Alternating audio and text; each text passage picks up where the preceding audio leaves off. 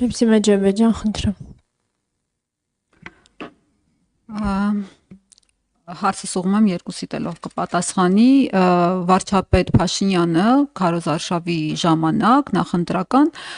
հայտարարեց, որ Ալիևին պաշտոնապես հայտարարում եմ, որ որդուս կարող եմ հանձնել բոլոր գերիների դիմաց եւ այսօր Աղվան Վարդանյանը հիշեցնում է վարչապետին այդ խոսքերը, ասում է քեզ հանձնեիր գոնե, որդուն չես հանձնել, քեզ հանձնեիր գերիների դիմաց։ Դուք տեղեկություններ ունեք, ինչու դա չի անում վարչապետը։ Շնորհակալություն։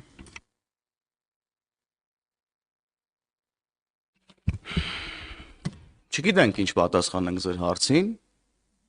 անկեղծ,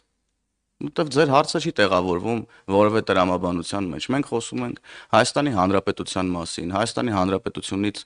Լեռնային Ղարաբաղում տեղի ունեցած պատերազմի արդյունքում գերեվարված մեր հայրենակիցների մասին, նրանց վերադարձի մասին եւ այլն եւ այդպես շարունակ դուք գալիս եք եւ ինչ որ կենցաղային մակարդակի, կենցաղային բնույթի հարց եք տալիս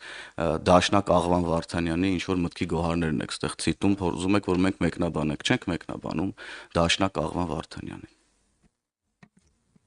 Ուղղակի իսկապես այս ժանրը ես չեմ հասկանում, էլի, սա հարց ու պատասխան է, թե ինչ որ որտեվ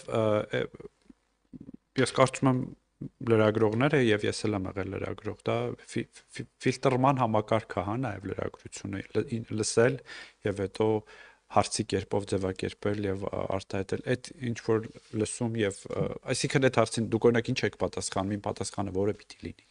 Ինչ որ ես լուրջ պիտի պատասխանեմ այդ հարցին, թե վարչապետ Փաշինյանը ինչու չի առաջարկում գերի ինքնել Ադրբեջանում։ Ասի ո՞նց եք պատկերացնում այդ հարցի պատասխանը։